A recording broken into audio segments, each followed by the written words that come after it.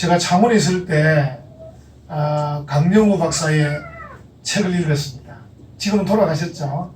맹인 박사님이신데 그분의 책 중에 도전과 기회, 삼시혁명이라는 책이 있습니다. 그래서 영어로 C로 시작하는 세 가지 단어를 들어서 그 책을 풀어가고 있는데, 첫 번째는 뭐냐면 배우지 못해서 패배감 또 좌절감에 사로잡힌 사람들이 있으니까 힘을 내십시오. 오히려 그것이 배우려는 열정을 가지는 기회가 되면 좋겠습니다.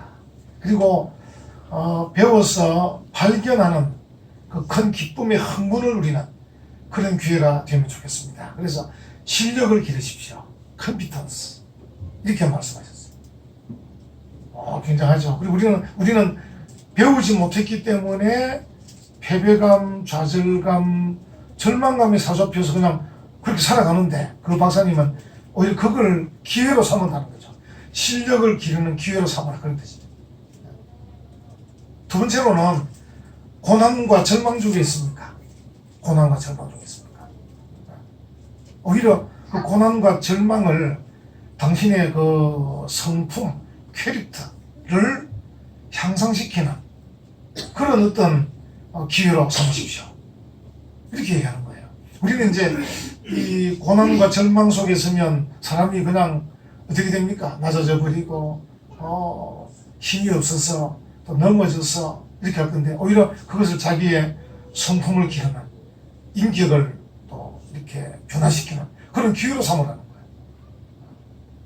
세 번째로는 세상에 죄악이 충만하기 때문에 불평하고 있지 않습니까?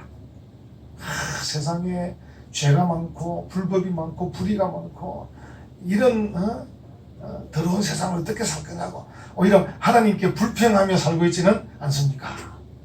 이렇게 얘기하는 거예요. 그러면서 하는 말이 당신이 헌신하십시오. 컴퓨터.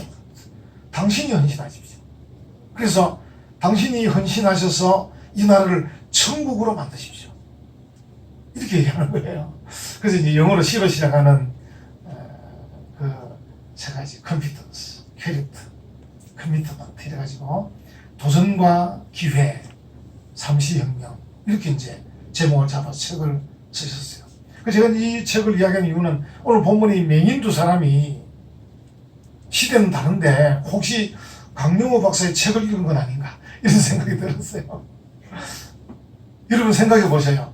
이 장애 중에서도 앞을 못 보는 장애는 정말 힘드실 것 같아요. 뭐 다른 거는 좀 이래 할 수 있는데 앞을 못 보니까 일단 이동 자체가 어렵잖아요. 이동도 어렵지. 뭐 책을 볼 수도 없지. 물론 요즘 전자로 된 것도 있긴 있습니다. 어쨌든 모든 게 앞을 못 보는 이 장애가 그냥 그 절망과 좌절 속에 살 수 있도록 할 수밖에 없을 거다. 이런 생각이 드는 거예요. 근데 이 맹인 두 사람은 강영호 박사의 책을 읽은 것처럼 예수님께 소리 질러서 기도해서 예수님에게 뭘 얻어내는 거예요. 그래서 이거 뭔가 참 대단한 분들이다 이런 생각이 듭니다. 이 맹인 두 사람은 늘 이제 길거리에 앉아서 이제 구걸하고 있는 그런 상황인데, 자주 사람들이 지나가는 그런 상황을 이제 그가 듣죠. 자기들이 우르르 막 지나가는데 또 지나가면서 막 얘기하는 걸 듣습니다. 또 앞을 못 보니까 이 귀가 얼마나 발달되어 있겠습니까? 청각이 발달되어 있는데 들으니까 나사렛에서 예수님이 계신데 그분은 자비가 충만하다는 거예요. 이 맹인에게 있어서는 사람들의 자비가 얼마나 그립겠습니까? 자기들 좀 이 불쌍히 여겨주기를 바라는 사람들이 막 그날 지나가잖아요. 근데 그 예수님은 자비가 충만하다는 거예요. 그리고 그 예수님은 권능이 충만하다는 거예요. 기적을 베푸신다는 거예요. 그리고 그 예수님께서 하시는 말씀이 자기가 다윗의 자손이라고 한다는 거예요. 여러분, 유대인들에게 있어서 다윗의 자손은 곧 메시아를 말합니다. 그리고 다윗의 자손 메시아는 질병도 능히 치료하는 능력을 가진 분이라고 그들은 알고 있었습니다. 그러니까 이 맹인들은, 두 사람은 그동안에 많은 사람이 자기들 앞을 지나가면서 이렇게 저렇게 말하는 그 내용 속에 딱 붙잡은 게 나사렛의 있는 그 예수님이 자비가 충만하고 그 예수님은 권능이 탁월하신 분이시고 그분이 바로 다윗의 자손이란다. 이걸 그들이 딱 간직하고 있었던 거예요. 근데 이제 이날은 사람들이 우르르 지나가는데 얘기가 뭐냐면 예수님 오셨다는 거예요. 예수님이 갈릴리 지역에서 지금 예루살렘으로 가시는데 여리고를 통과해야 되거든요. 예루살렘 가까이 온 겁니다 지금. 여러분 어떻겠습니까? 이 맹인들이 흥분한 거예요. 야, 그동안에 우리가 듣고 있던 그분이 지나간다는 거예요. 지금 거리를 짐작할 수 없습니다. 예수님이 지금 어디쯤 오는지 정확히 알지 못합니다. 어떻게 하게 되겠으면 소리 지르는 것이. 참 대단한 이 맹인들이죠. 그래서 제가 이 본문을 보면 이 맹인들에게서는 어떻게 보면 믿음을 볼 수 있는데 이 믿음이 어디서 나왔느냐? 들음에서 나온다는 거예요. 이게 로마서 10장 17절의 말씀 아닙니까? 믿음은 들음에서 나온다. 우리 성도들도 주일마다 교회 와서 말씀만 잘 들으면 믿음이 저절로 자라게 되어 있습니다. 여러분들 너무 고민할 필요도 없습니다. 목사님 저는 믿음이 없는데 믿음이 없으면 괜찮습니다. 주일마다 말씀을 들으면 됩니다. 주일마다 말씀을 잘 못 듣기 때문에 믿음이 안 자라는 거예요. 이 맹인들이 뭡니까? 지나가는 사람들을 통해서 그동안에 계속 예수님에 관한 소식을 들었던 거예요. 그리고 들은 그 소식을 믿었던 겁니다. 그래서 이 맹인들에게 정말 특별히 믿음은 들음에서 난다는 걸 확인할 수 있습니다. 그리고 그들이 예수님이 어떤 분인가를 알았다는 거죠. 그리고 그 예수님을 불렀다는 겁니다. 다윗의 자손이요. 오늘 본문에 정확히 부르고 있는 겁니다. 여러분 이제 우리가 기도할 때 어떻게 기도할 거냐 그럼 다른 데서 이제 우리가 배워야 되겠죠. 이 본문에서 기도의 내용이 무엇인가를 잘 배울 수는 없습니다. 근데 하나 특별히 배울 수 있는 것은 맹인 두 사람이 예수님을 향해서 믿음으로 기도했다는 것입니다. 예수님이 어떤 분인가를 분명히 알았다는 겁니다. 여러분 기도할 때 제일 중요한 게 우리의 기도를 들으시는 분이 누구인가를 아는 겁니다. 만약에 우리의 기도를 들으실 분이 우리의 기도를 들으실 만한 능력이 있나 없나 이거 확신이 없으면 기도할 수 없잖아요. 근데 이 맹인 두 사람은 자기들의 이 소원을 들어줄 만한 분인 줄 그들이 믿었다는 거죠. 그래서 다윗의 자손이라고 외쳤다는 거죠. 여러분 정말 중요합니다. 우리가 잘 알잖아요. 히브리서 11장 6절 하나님께 나아가는 자는 반드시 그가 계신 것과 그가 또 자기를 찾는 자들에게 상 주시는 이심을 어떻게 해요? 믿어야 할지니라. 할렐루야. 정말 중요한 내용입니다. 기도에 있어서 믿음으로 기도한다는 것은 그 기도의 핵심입니다. 그 기도의 뿌리입니다. 만약에 기도하는데 믿음이 없다. 그 기도는 핵심이 없는 겁니다. 그 기도는 뿌리가 없는 겁니다. 자랄 수 없는 거죠. 그러니까. 그래서 기도에 있어서 뿌리요 핵심인 내용은 믿음이다. 내 기도를 들으실 그 하나님이 어떤 분이신가?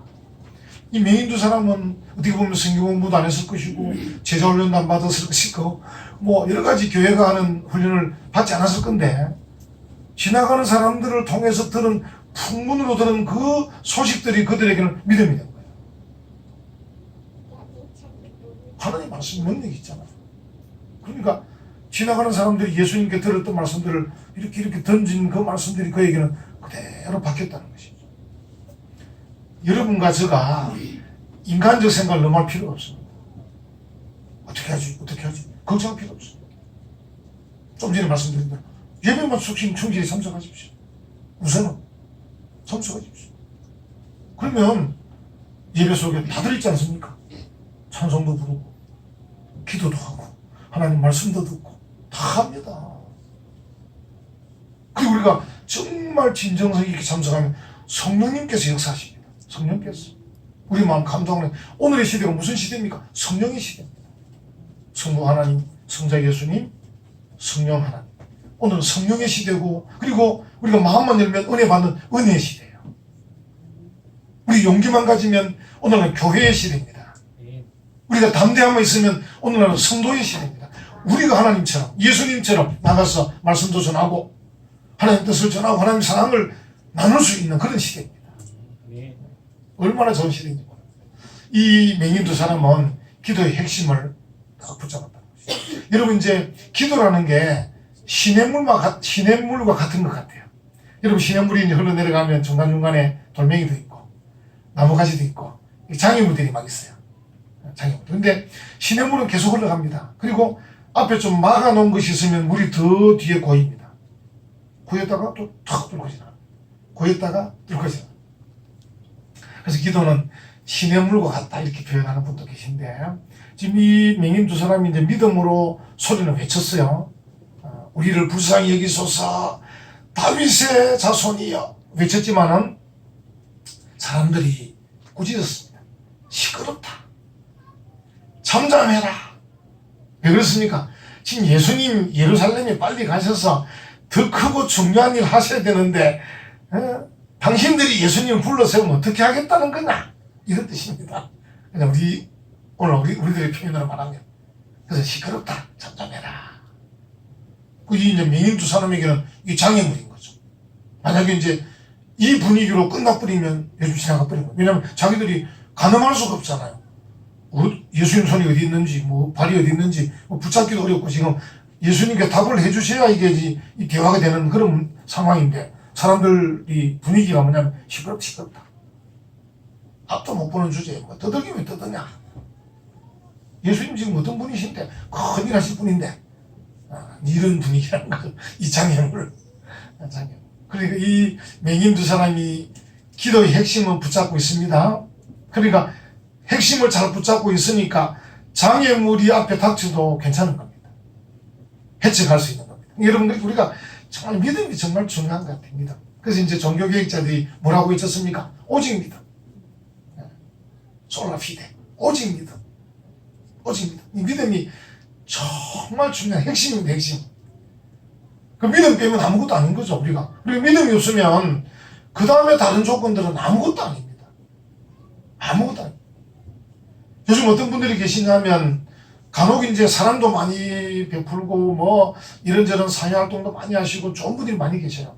이제 그런데 글을 이렇게 씻습니다. 제가 이제 신문에 사설들을 보거나 이렇게 기독교적인 글들 읽어보면요, 내용이 좋습니다. 좋은데 문제는 그 글 안에 뭐가 없냐면 하나님에 대한 믿음이 약한 거예요. 사람들끼리의 좋은 이야기, 나쁜 건 아닙니다. 그게 제가 볼 때는 핵심은 빠졌다 싶은 거예요. 핵심 빠졌다. 그래서 이제 하나님에 대한 믿음이 없으니까 교회에 대한 믿음도 없는 거예요. 여러분, 교회라는 게 좀 문제도 있고 싸우기도 하고 그러잖아요. 그럴 수밖에 없어요. 인간이라는 게 원래 그래요. 우리가 전적 타락한 인간이잖아요. 예수님의 은혜로 구원받는 거고 하나님의 그 관대하심으로 천국 가는 거지, 우리가 잘나서 가는 것도 아니고 조건이 완비돼서 가는 것도 아닙니다. 착각하는 분들이 계시더라고. 교회가 그렇지, 사람이 모인 곳이 그런 곳이에요. 근데 그 교회를 무시하면 안 됩니다. 왜냐하면 성경에 뭐라 해놨습니까? 두세 사람이라도 내 이름으로 모인 곳에 나도 그들 중에 있느니라. 할렐루야. 교회는 허술하고 부족해도 교회는 교회입니다. 하나님이 교회를 통해서 복을 주신다고 성경이 계속 말하고 있습니다. 축복의 통로입니다, 교회가. 이스라엘 백성들이 구약의 그 가나안 땅을 향해서 전진할 때, 광야길을 갈 때마다 쉴 때 진영을 구축하잖아요. 텐트를 막 치잖아요. 어떻게 해요? 항상 중앙에는 성전, 이동식 성전을 딱 설치하고 동서남북으로 지파를 분배합니다. 아침에 일어나서 기저귀 익히면서 딱 보면 성전이 딱 보이더만.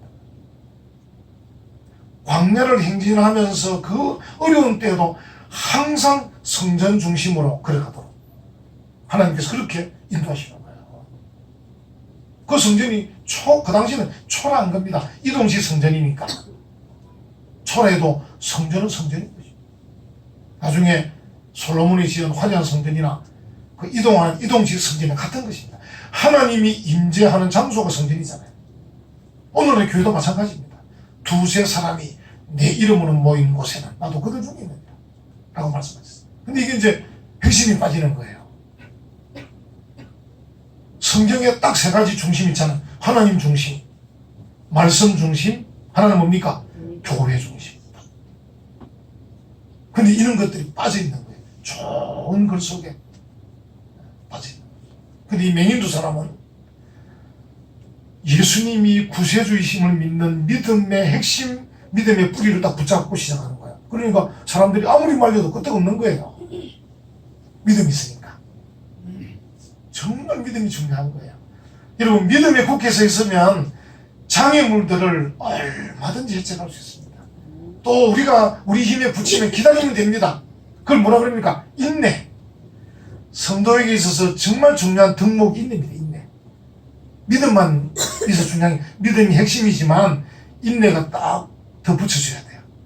그 성도의 덕목 중에 하나가 인내. 그래서 이렇게 말할 수 있습니다. 물론 믿음이 제일 중요하긴 한데 인내하지 않는 성도는 성도가 될 수가 없어요. 그 말을 꼭 바꿔 말하면 그 사람의 믿음은 한번 의심해 봐야 돼요. 인내도 못하는 성도 같으면 그 믿음도 의심해 봐야 됩니다. 믿음의 국회에서 있으면 인내하는 거예요. 앞에 장애물이 있어도 괜찮아요. 하나님에 대한 굳센 믿음이 있기 때문에 그분은 자기를 찾는 자들에게 상 주시는 분이시기 때문에 장애물이 우리를 막고 있어도 계속 기다리고 있으면 결국은 뒤에서 밀어버립니다. 힘을 가지고. 우리 개인적인 생각으로 내가 이 장애물을 해쳐가지 못할 것 같다라고 생각해서 그렇지, 하나님은 내가 하나님이야, 걱정하지 말어, 때가 되면, 시간이 되면 내가 밀어줄게, 걱정하지 마. 네가 할 일은 뭐야? 인내하고 있어. 그게 뭐 일주일이 될 수도 있고 한 달이 될 수도 있고 한 시간 될 수도 있고 그 시간 알 수는 없지만 우리가 할 수 있는 일은 인내하는 거야. 이 지금 맹인 두 사람이 지금 여러분은 본문을 읽었지만 31절에 무리가 꾸짖었죠. 그죠? 근데 더욱 소리 질러 이러대. 이렇게 말합니다. 장애물이 있다고 멈추는 게 아니고 믿음이 있기 때문에 더욱 소리 질러야 돼. 맹인 두 사람 얼마나 절박했겠습니까? 그동안 풍문으로 듣던 예수님이 지나가는데 이 마지막 기회라고 생각하는 거예요. 그러니까 이 무리가 뭐 꾸짖고 잠잠하라 한다고 잠잠할 형편이 아닌 겁니다. 믿음이 있으니까. 더욱 소리 질러 이러네. 주여 우리를 불쌍히 여기소서. 다윗의 자손이야. 예수님 마음을 다 움직이는 거예요. 주의 보살을 움직이는 겁니다. 당신을 구세주입니다. 당신은 이런 질병 정도는 능히 고칠 수 있는 분이십니다. 여러분, 이제 맹인을 눈뜨게 한 게 구약에는 없어요. 신약에는 있습니다. 그래서 구약이 뭐라고 예언했냐면 메시아가 오면 그가 보게 할 것이다. 이렇게 나옵니다. 구약에는 맹인을 고친 사건은 안 나옵니다. 구약에. 근데 신약에 예수님께서 오셔서 맹인을 고쳐줍니다. 여러 번 고쳐줍니다. 메시아의 힘을 나타냈는데 이 맹인들이 정말 믿음을 가지고 지금 더욱 소리질러. 참 대단하죠. 이게 지금 우리가 믿음만 좀 굳게 붙잡으면 얼마든지 가능하다. 여러분, 성도들은 기도할 때 우리가 믿음으로 제대로 기도하면 어떻게 되냐면요, 시간이 가면서 더 열심히 기도해야 되는 겁니다. 여러분, 나중에 기도하시다 보면 열심히 안 하니까 내가 처음에 무슨 기도했지도 모르는 분도 계셔요. 나중에 하나님께서 응답을 주셔도 내가 기도한 것인지도 모르는 분도 계시더라고. 그래서 제가 수첩에 적어놔라. 2019년 10월 6일 이런 기도 적어놓으면 응답된 뒤에 오른쪽 비고란에다가 2020년 1월 1일 응답 다 적을 수 있잖아요. 왜냐하면 우리가 참 이게 이제 인내를 잘 못하다 보니까 더 열심히 기도를 잘 안 하는 거예요. 근데 맹인은 뭡니까? 맹인 두 사람은 더욱 소리 지르는데, 지금 메시아를 만났는데 믿음의 주요 또 우리를 온전케 하시는 예수를 지금 바라보고 있는데 물러설 수가 없잖아요. 이유가 뭡니까? 믿음 때문입니다. 여러분과 제가 믿음이 있으면 담대해야 됩니다. 믿음이 있으면 용기가 좀 있어야 됩니다. 믿음이 있으면 인내해야 됩니다. 그래서 더욱 소리 질러 이러네. 여러분, 얼마나 좋습니까? 기도하면 되는데 기도하지 않기 때문 아닙니다. 여러분 잘 아시는 인디언 그 부족의 그 기도 응답 아시잖아요. 인디언들이 비 오기를 기도하는데 한 번도 응답 받지 못한 적이 없다는 거예요. 이유가 뭐예요? 비 올 때까지 기도하니까. 비 올 때까지. 응답 받지 못할 일도 없는 거죠. 비 올 때까지 기도하니까. 우리의 믿음이 그런 거예요. 하나님께서 역사하실 때까지 기도하는 거예요. 그래서 기도 제목 수첩에 적어놓고 계속 기도하는 거예요. 왜? 믿음이 있으니까.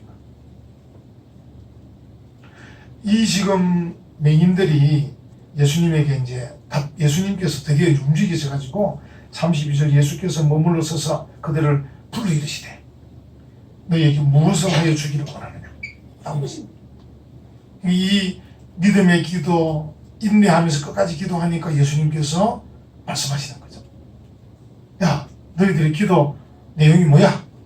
뭘 원하는 거야? 뭐라 그럽니까? 33절 이르되 주여 우리가 눈뜨기를 원하나이다. 구체성. 그러니까 이 기도하는데 이 구체적인 내용이 있는 거죠. 우리가 눈뜨기를 원합니다. 눈뜨기를 원합니다. 구체적으로 다 얘기하는 거죠. 우리가 하나님 앞에 기도할 때도 구체적으로. 그래서 이제 수첩에 적는 게 중요한 것 같아요. 그냥 기도하는 것보다는 어떤 것 다 적다 보면 어떤 것은 스스로도 깨닫습니다. 아, 이거는 기도하지 않아도 되겠구나. 이 기도를 좀 바꿔야 되겠구나. 기도하면서 적으면서 수정도 되고 보완도 됩니다. 그러면서 하나님과 나의 뜻이 일치가 되면서 하나님의 때에 응답이 되는 거죠. 그 기도는 믿음으로 시작해야 돼요. 그리고 인내해야 돼요. 계속해서 기도해야 돼요. 그리고 하나님이 들어주실 수 있도록 구체적이어야 돼요. 하나님 이렇게 해주세요. 하다 보면 또 깨달아요. 잘못 기도한 거는 또 수정합니다. 수정 보완 작업을 거치면 됩니다. 또 성령님께서 우리를 도와주셔요. 우리의 마음을 감동하셔서 우리의 기도가 이렇게 저렇게 좀 조절되도록 성령님이 도와주셔요. 예수님이 지금도 하나님 보좌 우편에서 우리를 위해서 기도하고 계셔요. 그래서 우리가 기도하지 않기 때문에 문제지, 기도를 하게 되면, 그것도 믿음으로 하게 되면, 시작을 다 하게 되면 그 다음부터 장애물을 만나도 밀고 나갈 수 있습니다. 하나님이 계시기 때문에. 그리고 계속 기도하면 하나님께서 응답하시는 겁니다. 기도하는 중에 기도 내용의 구체성이 정립이 되는 것입니다. 지금 맹인들은 그렇게 딱 기도하고 있는 것이죠. 이 참 맹인들은 문으로 듣고 들은 그걸 내용을 간직하고 있었는데 기회를 잡았어. 믿음으로 기도했다. 여러분, 우리가 참 하나님에 대한 우리의 묵상이 정말 중요한 것 같아요. 하나님 어떤 분이신가? 위대하신 분, 능력의 하나님, 사랑의 하나님, 이런 내용들을 정말 하나님에 대한 믿음이 중요한 것 같아요. 그 믿음을 가지고 담대하게 나가는 거죠. 여러분, 개인적으로 우리 예수님께서 이렇게 좀 들어주시기를 원하는 그런 내용이 무엇입니까? 또 그 예수님께서 기꺼이 그 내용을 허락해 주시겠습니까? 이런 생각들이 필요해요. 그래야 기도 수정 보완이 가능합니다. 내가 원하는 것은 무엇인지, 그리고 내가 원하는 것을 예수님이 기꺼이 들어주실 건지, 이런 내용도 확인을 좀 해야 됩니다. 그리고 내가 정말 기도를 하는데 내가 정말 이 문제가 중요하다고 생각하면서도 오랫동안 인내하며 기도했는지도 확인해 봐요. 어떤 분들은 조금 기도하고 낙심을 빨리 하더라고. 조금 기도하다가 그냥 포기하시더라고. 막 기도도 안 들어주시더라. 그래서 내가 지금 기도를 오랫동안 하고 있느냐, 그리고 하나님께서 보실 때도 들어주실 만큼 구체적이냐, 이런 것도 확인하면 좋겠어요. 그런 것도 확인이 돼서 믿음으로, 인내함으로, 구체적으로 기도하면 그동안 지연되던 기도 응답이 적극적으로 응답될 수도 있을 것 같기도 하고요. 그동안에 방해를 많이 하던 일들이 오히려 도움으로 바뀌어서 해결될 수도 있을 것 같기도 하고요. 또 그다음 마음속에 절망적으로 내가 기도해도 안 되던데 싶은 것들이 희망으로 바뀔 수도 있을 것 같기도 해요. 우리 모두가 이 맹인 두 사람처럼 믿음으로 주님께 기도해서 응답받는 복된 성도들 되시기를 간절히 축원합니다. 아멘. 아멘.